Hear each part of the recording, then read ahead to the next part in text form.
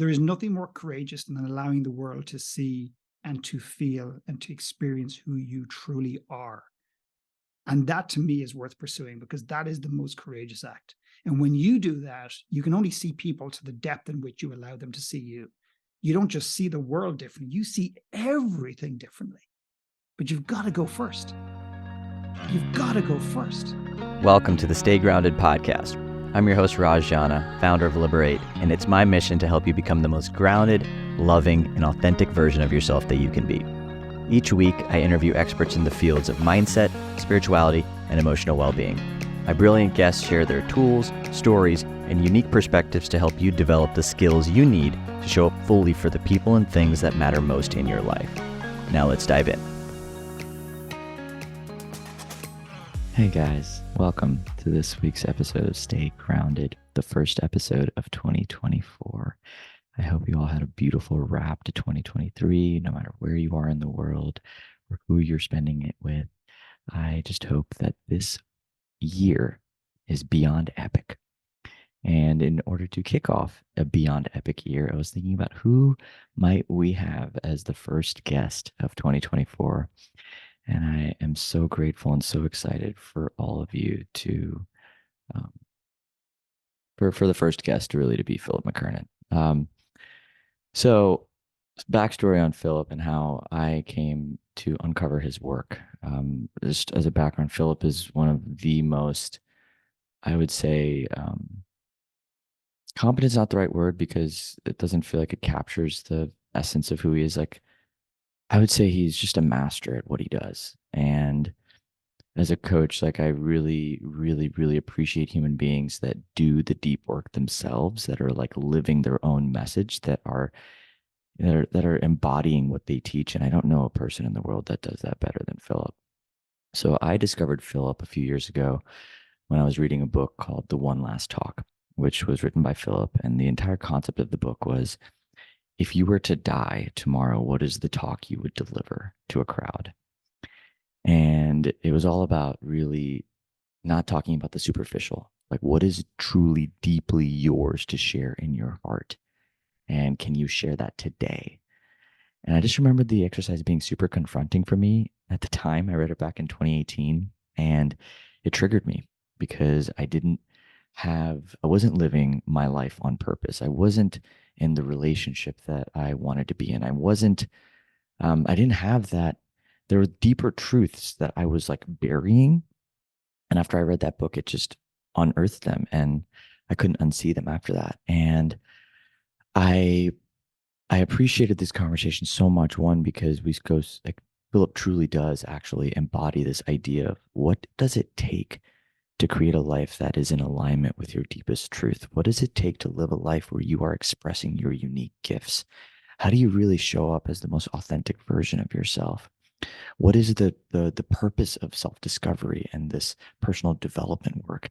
How do we actually uncover who we are when there's so much noise in the world? And that's all stuff that we cover on this week's episode of Stay Grounded. I mean, I cannot think of a more powerful episode to kick off your year than this one with Philip, because, you know, if we can, at least for me, if I'm speaking from my own lens on how do we create the most grounded life, it is when we have nothing to run from. It's when we have nothing to fear. And when we go to those depths within ourselves, I think that's when we access true groundedness, true safety, true calm, true connectedness. It's when we can embody the courage to be with all that is within us, that then we can embody and truly live with the courage to experience any range of possibilities in life. And I'm so grateful for all of you. Thank you so much for choosing to begin your year with me, with Philip, and for giving us your time and attention. We don't take that for granted. And I hope this podcast gives you so much nourishment and excitement and energy to kick off just one of the most epic years of your life. So enjoy it. If you haven't already, subscribed to the show on iTunes, Spotify, YouTube, or wherever you choose to watch or listen to the show. And yeah, let me know how this podcast lands for you. Send me a message on Instagram or wherever you choose to reach out to people, email, however it is. I'm so grateful again for you being here and for you choosing to kick off your year with us. So without further ado, here is my main man, Mr. Philip McKernan. Enjoy. Yo, what's up, everyone? Welcome back. This week's very special episode of Stay Grounded with Mr. Philip McKernan. Welcome to the show. Thanks for having me. It's been I think it's good to be here, but it's a bit early to say. Good to be here, Philip. I've been looking forward to this conversation for God knows how long. I feel like every single time I'm around you, you drop a deeper nugget into just like my own process, which is beautiful and illuminating. And I don't know if you knew this, but my first like sort of soiree into your work was reading One Last Talk. And I read it at a time where I was in a 9-year relationship that I was not supposed to be in, living a very different life, working on businesses that I didn't have a passion for, getting into partnerships that I was not really speaking my truth in. And your book was like a fucking sledgehammer to my worldview at the time.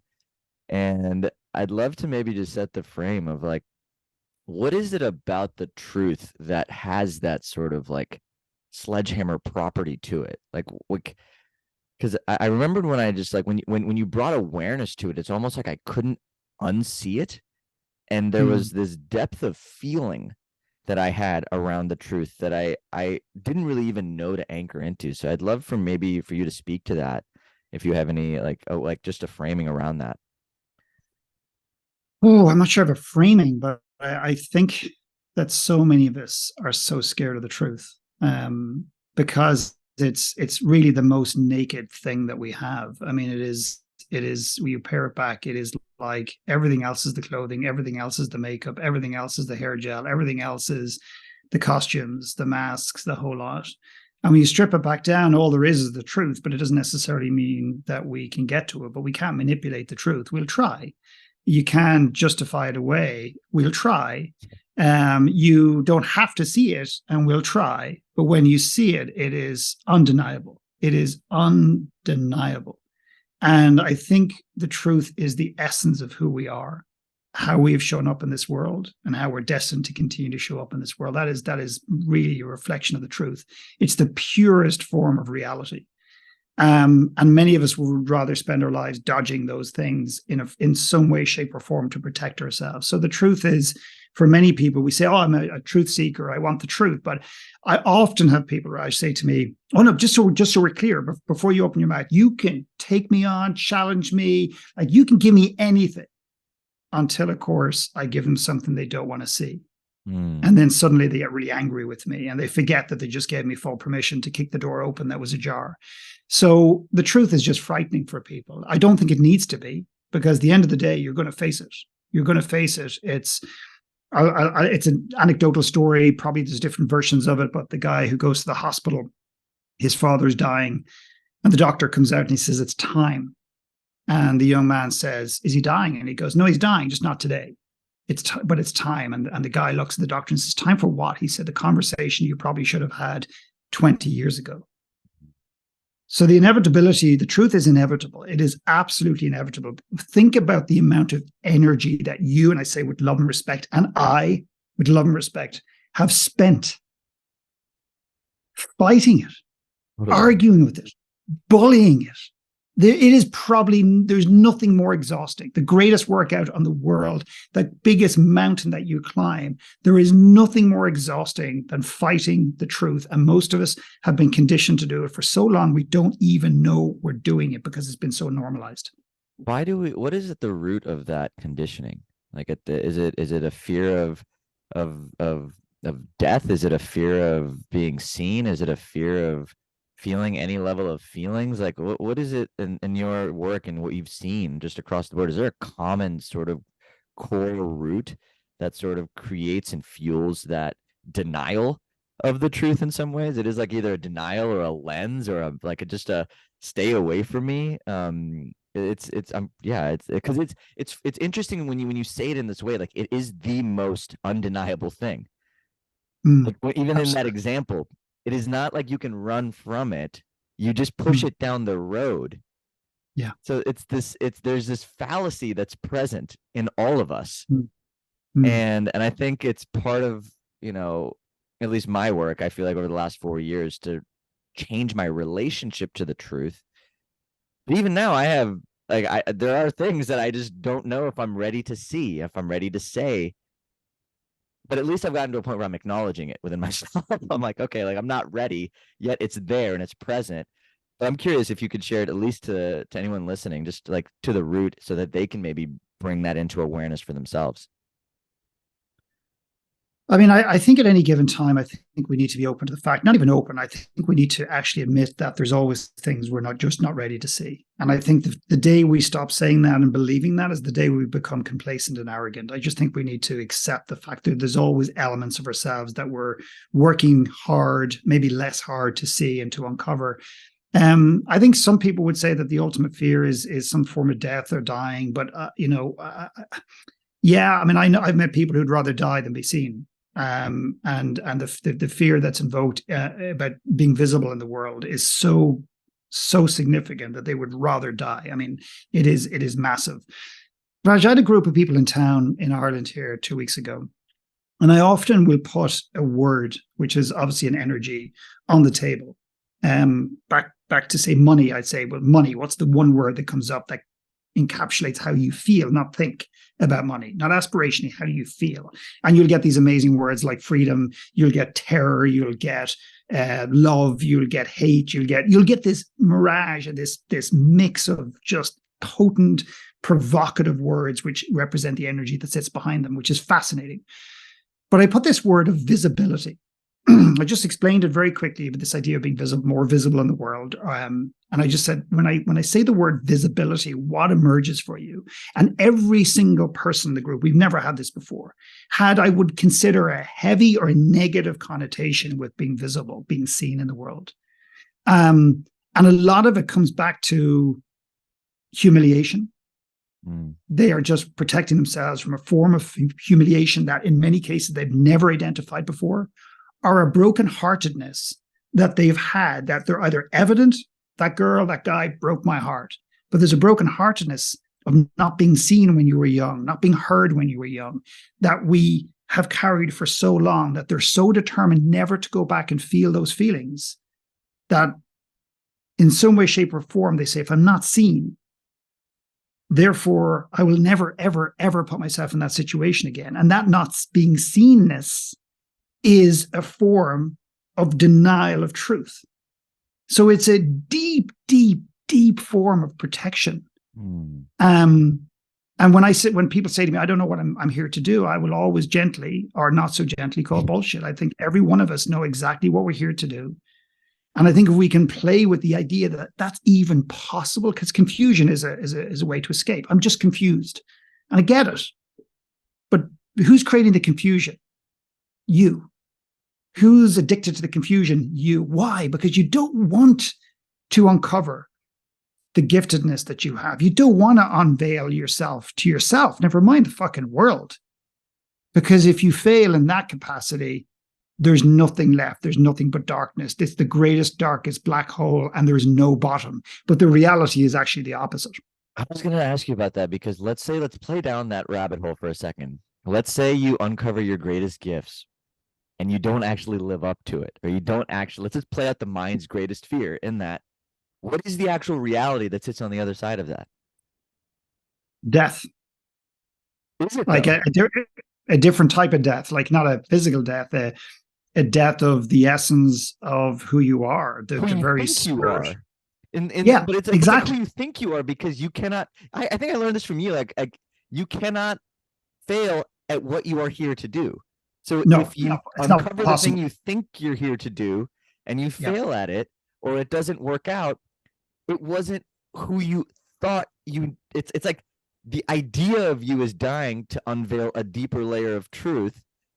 So it's actually the gift. It's, you know what I mean? Like, it's like there's this cyclical nature to uncovering truth and then realizing that's not truth. And then uncovering the deeper layer, and you just keep doing that. And enough times you do, at least, or I don't know if I'm there right now in my life, but I think I've gotten to a place where I've gotten comfortable recognizing that if something's dying, there's just a rebirth that's on the other side. So maybe it is, I mean, is it the relationship to dying then? I guess, like, I know we talked about being seen, but like as an overall construct, is that really the antidote to this entire problem? Is it to really shift our collective experience of dying and really changed what we believe death to be? Absolutely, and embrace the hell out of it. You talk about getting to the other side, or you mentioned something like that, and to me, it's like, I think that there's a book. I'm not a big reader, but there's a book called The Second Mountain, and I don't mean to sound condescending or derogatory at all, but to me, the mountain we're on is not necessarily always the mountain for us. The one that we think we should be on is often definitely not the mountain we should be on. It's the mountain that lies beyond both. Because one is we get attached. So it's our level of attachment. And just going back to the point about if you uncover your gift and somebody rings me and says, I read your book, I did some work, or I worked with somebody else and I found my gift and I lived it and it failed. And I go, okay, well, what do you mean it failed? Well, I didn't make $1 million doing it. I go, oh, no. That was never in the small print, or any print for that matter. No one talked about commercializing it.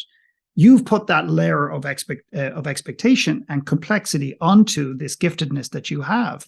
But to me, it's about stepping stones on a river. Let's just use a corny cliche. It's like, the next stepping stone, the next stepping stone, the next stepping stone. But we all have this idea, even though intellectually we'll say we don't, that when we get to the other side of the river, there is no other side of the river.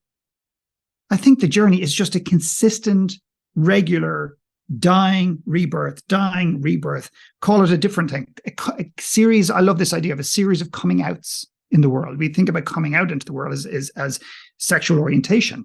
But like, what is my coming out? That excites the shit out of me. Is my greatest work yet to come? Of course it is. It's not behind me. It's ahead of me. It has to be ahead of me. That's the thing that keeps me alive.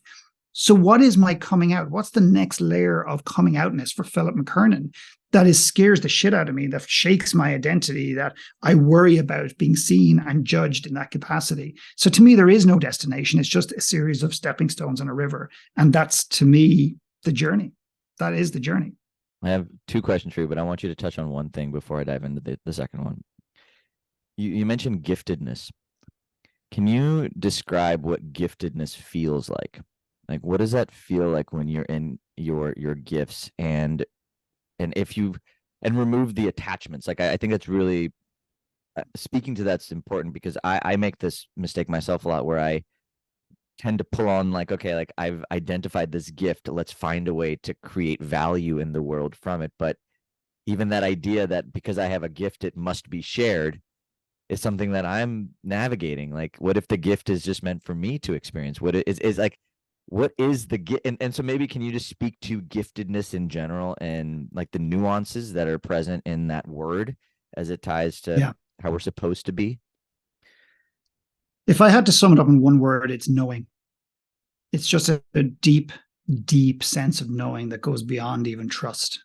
Just a knowing, not an intellectual knowing, just an overwhelming, unified presence, which is, to me, is a knowing that this is what I'm meant to be doing. But it's not from me. One of my I don't have a lot of incredible, amazing things that I've stumbled into or stumbled upon, or I am, but there's one or two things that I think I've either done or have been allowed to see or to be gifted, and I've recognized it. One is that I don't believe my work is from me. My work comes through me. And I think that the gift is, there's some semblance, there's some energy around that, where our gifts are trying to come through us. And we often get in the way by either trying to make the gift about us or blocking the gift because we don't want to receive it. So the gift is a deep sense of knowing. It tends to be something that is almost intangible. It is the opposite of a talent, not maybe the opposite, but it's definitely removed from a talent, something that we are good at, something that we're applauded for, something that we've been rewarded for, that someone says we can monetize. A gift is something you have uncomfortableness with. A gift, in my opinion, is something that almost feels burdensome on days. There's days you don't even want it. There's days that you regret finding it, on uncovering it, allowing it, whatever you want to call it. And there's one that you have to be very gentle and a good steward of. Otherwise, it vacates you and it moves away. A gift is nothing more than an energy. But what I have said, and I'll finish maybe with this, is that your greatest gift, in my personal humble opinion, lies right next to your deepest wound. So it's often in places that we have been the most hurt. A gift can come from the ashes of that, which is our ability to either remove that hurt for other people, one or a million. It doesn't matter about scale. Gift should not coexist with scale. It can scale, but it doesn't have to scale. And people say to me all the time, why aren't you bigger? Why doesn't everyone know your name and all that? I don't think I'm that important, but it's just, that's not important to me. It's never been important to me. I just keep doing my thing. I get amazing opportunities. I'm on the podcast to you in a different part of the world. I know God knows where you are. I'm sitting here looking at the ocean. I get to chat with you. We get to maybe shift somebody's perspective somewhere in Africa or New Zealand or Tasmania or down the road in Dublin. Who cares where it is, as long as, you know, we're having a bit of fun. Our intention is pure. But a giftedness is, it's almost frustratingly intangible. Mm. And it's something that, and I keep saying I'm going to finish with this, but this is where I will stop. We cannot and should not get attached to. It's just temporary.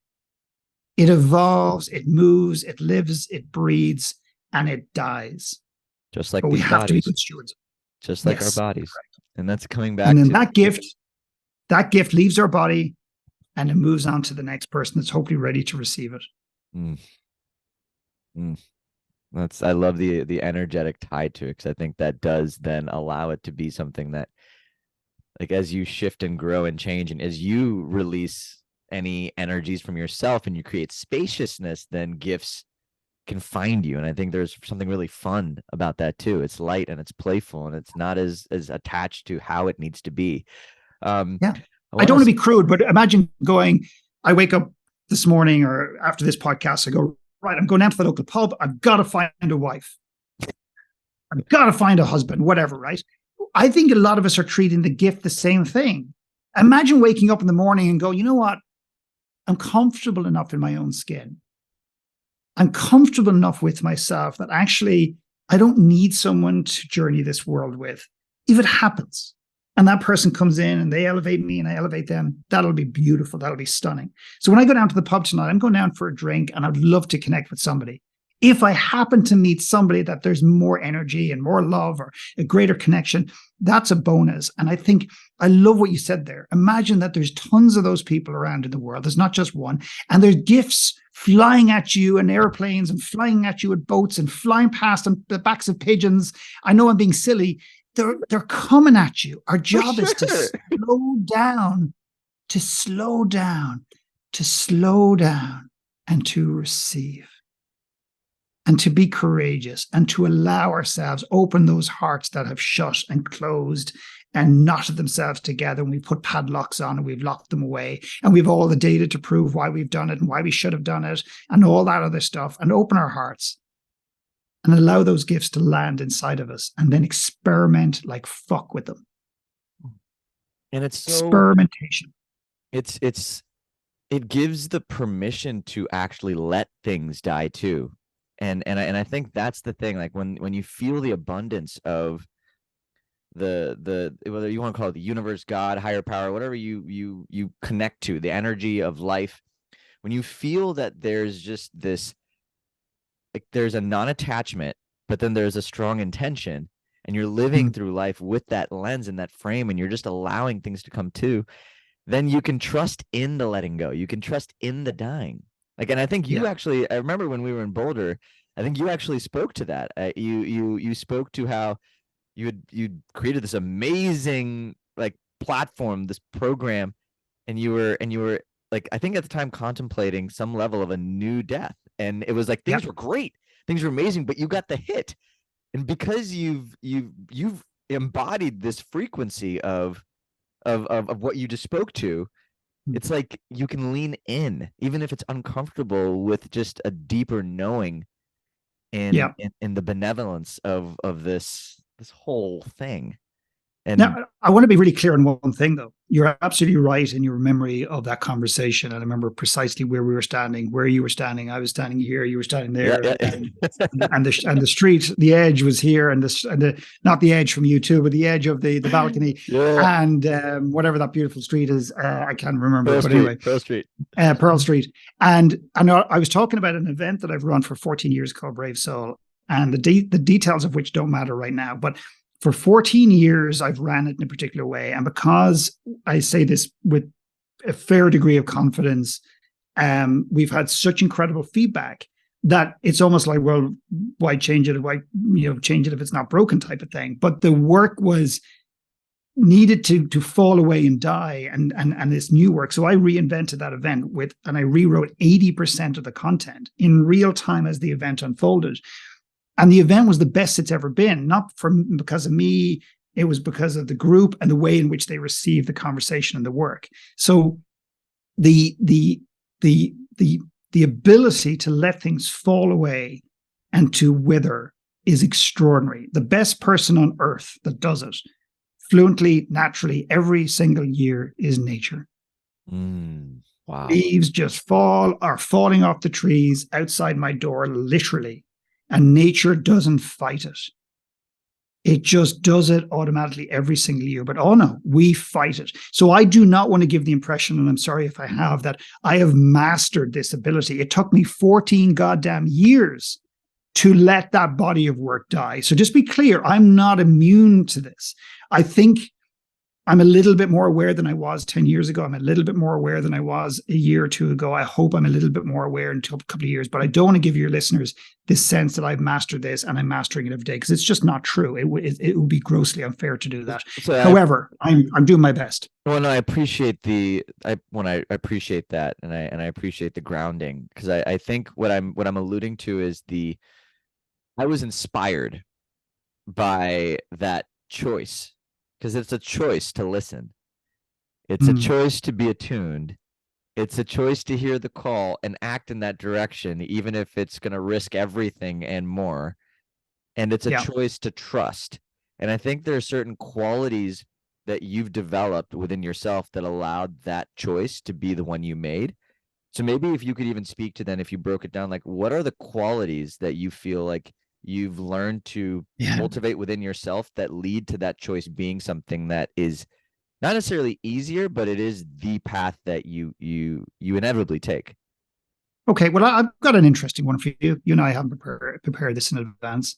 I'm literally, as of today and as of the last couple of weeks, preparing a keynote that I've never done before, literally in real time, as in an hour before I came on here. I was sitting down at a whiteboard with my wife going through this keynote.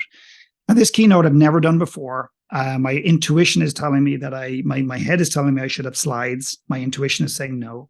And I want to craft a conversation that is unapologetic in nature, that's authentic and a great representation of what I believe and see in the world, and I believe what the world needs. And it needs to be courageous, and I want it to be courageous, and I want to invite the audience to go on this journey. What are the qualities that I'm fighting or using to get out of my own way? And I'll be honest with you, it's terrifying for me. Like, I'm terrified. And I could burst into tears right now because of the privilege. And that's the burden. And the qualities, if there are some, and there's a few, there's not many, but there's a few qualities in there and I lose sight of these qualities. And the qualities are very simply, number one, and it's easy to say, but so difficult to live. It's not about me. This keynote is not about Philip McKernan. It is not about sales. It is not about bums on seats. It's not about using as an opportunity to fill our retreats. It is not about me. And every time I've ever done anything, whether it's run a retreat, one-to-one coaching, or running or standing in front of an audience, thousands or two, it doesn't matter. And that the about me piece comes in, the protection, the ego, the insecurity, I always fuck it up. Now, the audience may not know, but I always fuck it up every single time. I just don't show up as authentic and as free and as grounded. And I'm not sure I'm answering your question. The last thing I'll say on this is this keynote, you might want to unpack this and ask me some questions, because I'm not sure I know the qualities I don't know how to name the qualities because I'm too close to it. But I often start with a story. I always start with a story. That's my opener. I start with a story. And somebody said to me, is it just theatrical? Is it to get the attention? Is it like, what's the strategy? And I go, I'd never really thought about it. And I said, no, that story's for me. That story's for Philip. That's the one piece, the one thing I give myself every time. I open with a story that helps me connect emotionally. And when I do that, I'm the best I can possibly be for the audience. Oh, so much in that. And I do want to poke and prod because I think there's something really juicy and gold here. If I think of qualities as I see them in you right now, I see courage. I see a courage to die. Let's just put it that way. To let things die, to die. And I think that comes from repetition, from just doing it enough times and getting enough reps in and starting to see the aliveness that's on the other side of that. And there's the aliveness in the birthing as much as there's the terror and the dying, right? So I'm going to just name that. I'm also sensing a deep honoring of the privilege and connecting to that. And I think that piece right there, like really connecting to the why behind the what, which is, I think really what it is. Like, it's like, why are you even doing this? Why are you allowing this thing to die? Even though maybe that's the question, like when something has delivered such transformation so many times over and over again, if I think about it from the frame of like, that's guaranteed to create this life-changing transformation. At that point, why allow something to die? What is for you, what is emerging in that? What is the emergent truth in that Deeper, experience? Yeah. I know exactly what it is. A deeper conversation that is trying to come through me. There's a deeper, not better, just different, but definitely deeper conversation that's trying to come through me. That's a little less safe when I analyze it in my head, but it is nonetheless a deeper conversation that needs to happen in the world. And I think it therefore will bring a deeper transformation in the world. Not better, just deeper. And I have this thing where I say the deeper you go, the higher you fly. And I think we're afraid of death.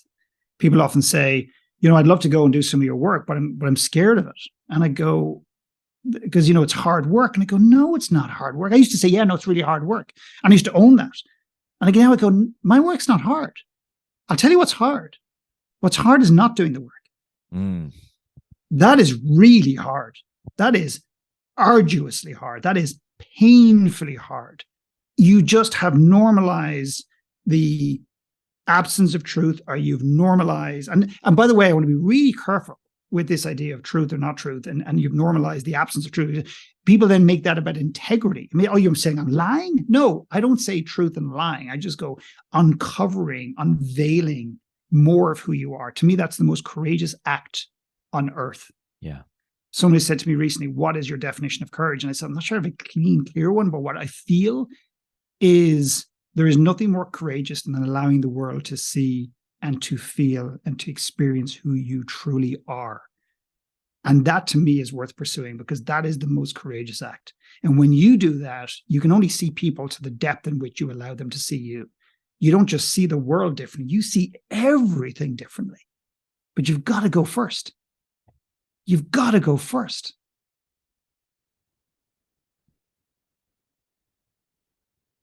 To the greatest gift, one of the greatest gifts I've ever been given, Raj. Ever. I haven't shared this for ages. I was asked to speak in a high school. So I did this work for free for years in a pub in Ireland, That's how you know it's a gift as well, or you're playing in at least the sandbox of it, because you don't even think about monetizing it. And I remember doing this in a pub for years, and at the end of it, there was 6 coaching sessions, one-on-one, and at the end of it, you wrote me a check or gave me cash, but you had to nominate where it was going, a charity, and it went to a charity of your choice. If you didn't have one, then I give it to mine, because I wanted to take the money energy away, because I was messed up around money, and maybe still am to some extent. And I remember being asked to speak in some community center, and I went, and the place was packed. There was 6 people. I think one of the 6 was me. So I think my first audience was 5 people. And the arrogance, I walked out of the room when the guy said, listen, we'll start in 5 minutes. And I looked around. I don't know if he told me or I created the expectation that there was going to be 50 people. The arrogance, the disconnectedness, the lack of awareness, the sense of privilege and everything that I had. And I walked outside of the hallway just to myself. And I go, this is ridiculous. And yet there's 5 stunning human beings inside. And I caught myself finally. I said, what are you doing? Who do you think you are? Go back in there and give it your all. And I spoke to those 5 men and women as if I was standing in an auditorium with 10,000 people. I don't mean raising my voice and expression, but I just mean in terms of depth and meaning and conviction. And I got a phone call from one of them. He happened to be the headmaster of a school. He said, I want you to come and speak to my students. And I said, great. And I'm thinking business students again, that arrogance kicked in and this expectation. And I said, what's the students? And he said, it's a high school. And I had a horrible time in high school. And I said, not a chance. And he convinced me. And I went in, and I'll fast forward the story. I'm standing in front of these amazing men and women. And I felt this deep insecurity that I needed to impress them. And one guy said, how much money did you make? And I started talking about money and whatever. And then one guy says, what college did you go to? Like, what university did you go to? And because I failed pretty much every exam, I couldn't because of my dyslexia. And I was just about to give the bullshit line. But again, when I say bullshit, I don't mean that in judgmental. I just mean bullshit as in the line I'd used. Yeah. Oh, no, I didn't go to college. I wanted to be an entrepreneur, as if it was a choice. Not going to college was devastating for me, that I couldn't go. I was too stupid in my mind at that time. All my friends went off and I was alone. And I mean alone. I was alone everywhere. And then that was the final straw of aloneness that almost broke me. And I looked at this young man, he's about 14, 15 years old. And I just said to him, I just couldn't lie to him. I just couldn't lie to this soul, these beautiful eyes, the innocence. And I was just about to come out of my mouth that I didn't go to college because of whatever. And I just looked at him and I said, I didn't go to college because I couldn't. I just couldn't. I was dyslexic and I had so much shame about that. And I expected him to snigger and laugh because I was used to that. And he just, he almost pulled off his shirt, pulled his chest open, almost, and ripped his heart open and let me see the inside of it.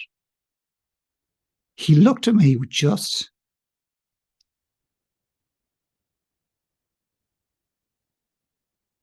an acceptance and a love that no one had ever, ever, ever given me. And that was the first time I remember ever being confronted and having the opportunity to share my truth. And that young man probably has no idea what he gave me. He saw me and he felt me and he accepted me 100%. What I'm really connecting to right now is just the deep medicine that comes from following your gifts.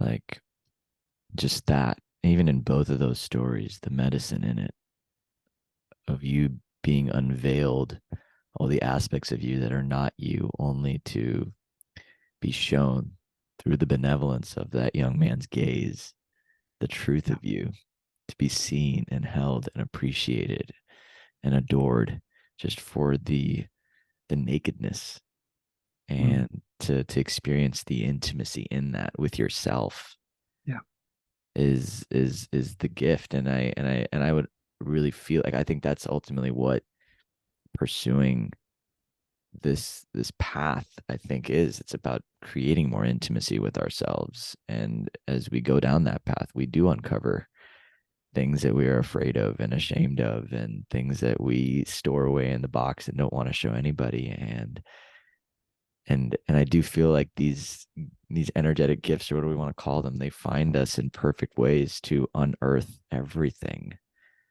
And maybe that's the purpose of life. I don't know what the purpose of life is. I'm living every day, but maybe to unveil is the path. It is the only path, and unveiling it to truth is ultimately the kindest thing we can do for the world and ourselves. It's agreed. Agreed. I love that story, man. That's do you speak at high schools anymore? Do you ever go back and do I any haven't. And I would, if anyone's ever interested in ever yeah. speaking, just intuitively, whether they're scared of it or not, I would encourage every single one of your listeners now and in the future, forever, to find at least one opportunity to go in and speak to a high school. I did in And 2018 yeah, and it was actually the high school where it's interesting actually, whoa, I'm having a full circle moment right now. This is after I read One Last Talk. Um and I found myself in a high school and the high school this is a fucking wow. Okay, hold on. I got to tell you this story. This is insane. So, this was the high school where I played my last ever tennis match. And I remembered that moment being one of the most devastating moments because I used to have crippling like anxiety on the tennis court whenever it would be like a match that I had to play that would get me into like any type of college. And in practice, in the matches that didn't matter, I was one of the best in the state. And then in those moments where I had to show up, I just had this crippling anxiety, like I'd forget how to play, and which then led to Deer Park High School last regional tennis match being the last time I ever played competitively. And I remembered leaving that match because I lost the match. And I went into the bathroom of that high school and I bawled my eyes out. And I was brought in to speak at this high school. My old tennis coach was at now coaching at that high school. And he brought me in and he wanted me to speak about entrepreneurship. And he wanted me to oh, speak good about God. being successful and inspiring these kids and telling them about going from employee to entrepreneur and like all these things. So I came in prepared with this whole talk. I had this whole thing I was getting ready to say. And I come into the auditorium and all these kids, they're like just being kids. They're like, 14 to like 16, just these like really, they don't want to be there. They're just there because they're forced to be. And I'm looking around and I remembered crying before I went on stage because I could feel the energy of what I had done when I was in that high school last. Wow. And I literally looked at everybody. My dad's sitting in the front row, and we're all just, I'm like about to start speaking. And then in that moment, I literally dropped in. I was like, guys, I had this whole talk planned. To be honest, like, I can't give that talk right now because the only thing I want to talk about is the fact that the last time I was in this high school, I was in a bathroom pulling my eyes out because I thought I was a failure. And the entire room just stopped. And it was like a stillness in the room that I had never experienced. My dad was looking at me through, he's like, what is he about to do? It was, and I gave the talk, and the channeled talk was about trusting that, that door closed, which then led me to my college, which then led me to starting my fraternity in college. I got to charter a fraternity in college, which then gave me my entrepreneurial itch, which then led me to eventually starting my business. But it was because of that moment. And wow. So That's incredible. full circle, man. I completely forgot about that until this moment, actually. But this, so they're the moments we refer, this term moments of madness. So if you had not necessarily your dad might have done the same thing. You'd pull somebody, said, "Hey, I'm thinking of just ditching that talk and sharing this." Go, "What do you do? Are you nuts? Are you mad?" But you just followed that intuition, that honoring of the audience at the very least, and maybe yourself, or maybe yourself and the audience. It doesn't really matter about those details, but I think those moments of madness, ditch the speech, ditch the this, ditch the that, don't. I think there are those intuitions that emerge, those curiosities, those moments of madness. I think it's our soul saying, this is not what you're meant to do. You know it, and I know it. Now your brain has a different plan.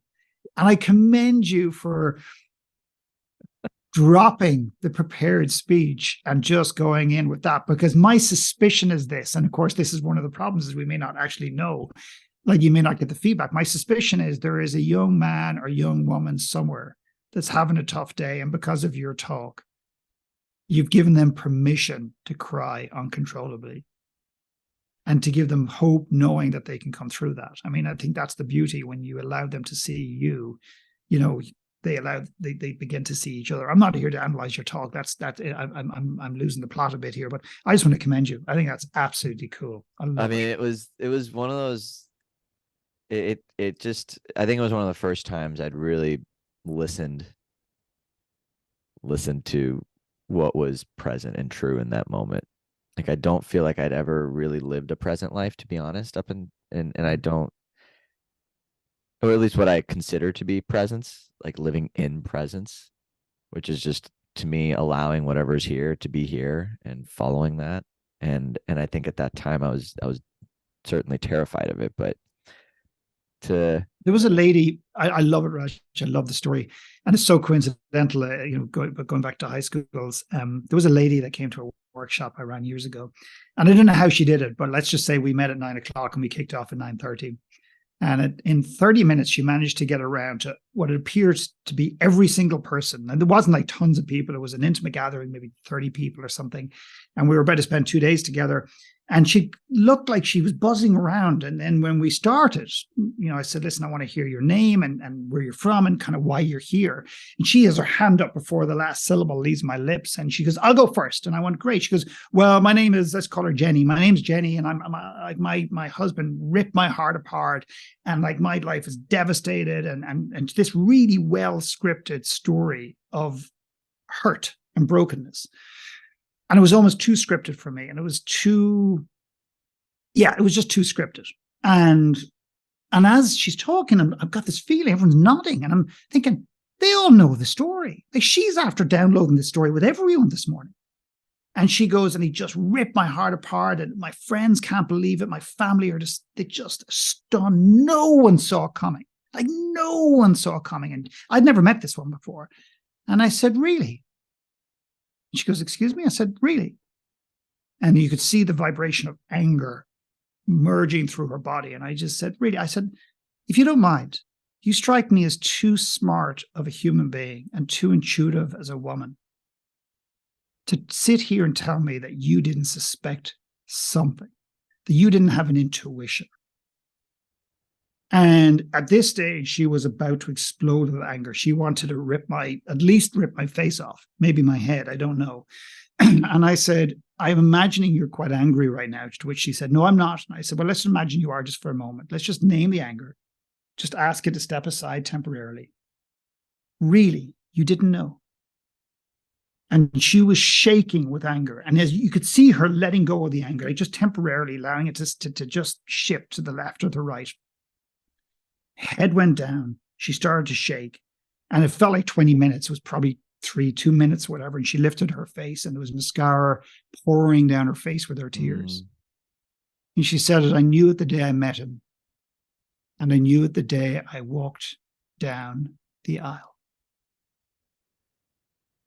And I think that is, albeit a dramatic version of facing truth. But I suppose what we need to look at is forget about how she got to that truth. And by the way, it wasn't me. It was her willingness, albeit I saw something, I saw an opening, her willingness to accept it and to see it for the first time in her life. But the question becomes, at where is the intersection of opportunity to jump in and change this story? And she says, well, why did I, I said, where did this story serve you? Let's go back. Why did you ignore it? What were the parts that you ignored in yourself and so on? But I remember that weekend being, and I don't use that word lightly, transformational for her, because she came in with a burden and a story that was defining her, and she was using it as an excuse not to grow. And she walked away looking at herself and taking a degree of responsibility, not normalizing what he did and how he did it. The behavior was wrong. But knowing that she has the power to both invite that negativity and that sabotage into her life and to free herself from it at the same time. I just share that because it just came up in my memory. It's powerful. It's such an important, as we kind of wrap this episode, like, I think it's so important to anchor back into like that willingness to actually confront what's here. And I do believe that we have this power. Like I have been really connecting more and more to this idea that every shitty thing I called into my life is just a reflection and a mirror to get me ready to call in every amazing thing I want in my life. Like it's like we are calling in both and we are creating both. And our capacity to be with the truth of that is actually our capacity to create and be alive. And so and I think it's, Philip, I just want to again thank you for being, dude. Like you are such a refreshing, you're a breath of fresh air for me. Like just in that, I feel like every conversation I've had with you is so grounded and rooted in what's here, what's now, what's present. No bullshit.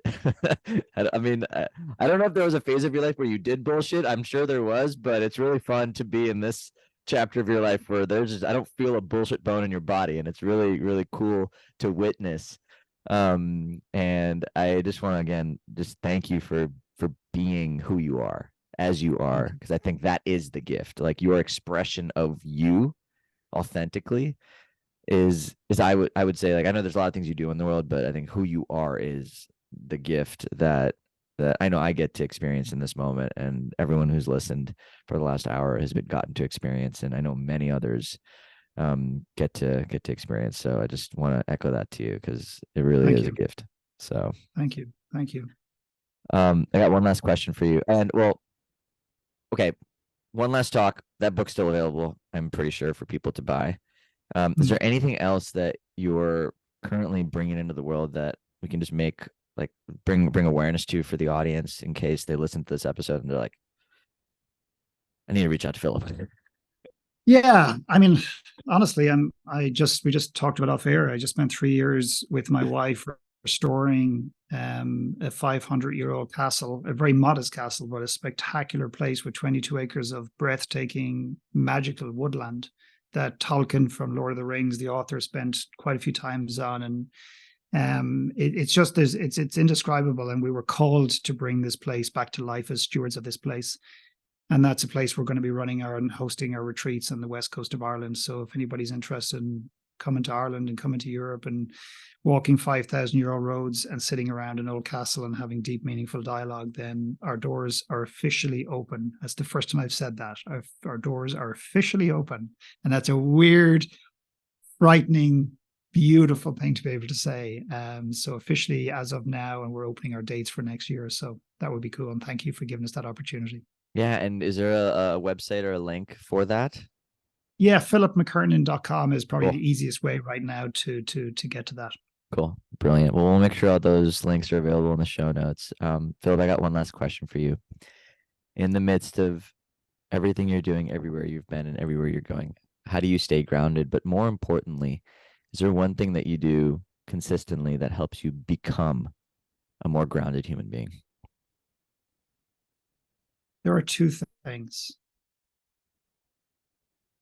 and two things that have served me very well if I am grounded. One is, well, three actually, now that I've just said that. And I'll go in reverse order. One is I don't judge whether I'm grounded or not. I let other people do that for me. I think sometimes the most unaware people are the people who tell you how aware they are. So am I grounded? That's up to other people to decide. I'm not sure I'm the best witness of that within myself. So that's number one.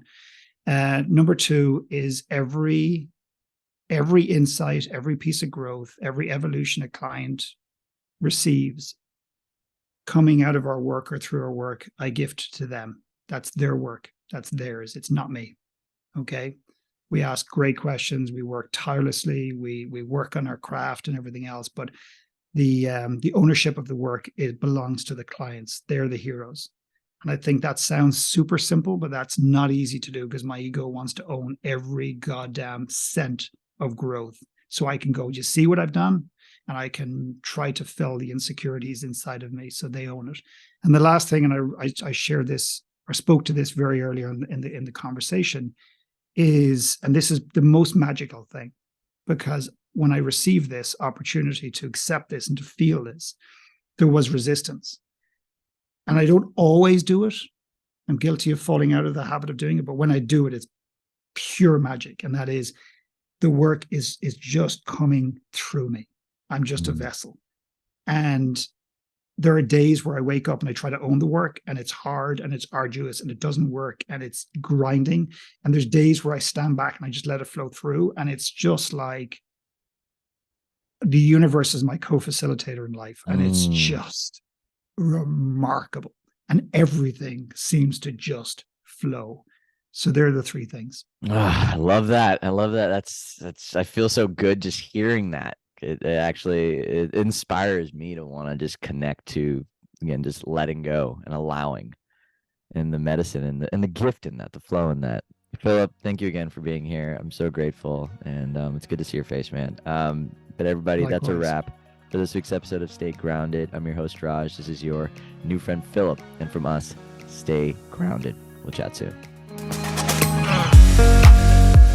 Thanks for tuning into this week's episode of Stay Grounded. No matter where you're from or what you're going through, I hope it helps you remember just how incredible you are and have always been. If you're on a path of emotional healing or self-discovery and would like to learn how Liberate can support your journey, head to www.rajana.com/liberate, that is LIBER8, to learn more about our current group programs and one-on-one offerings. I love you guys, and I'll see you next week.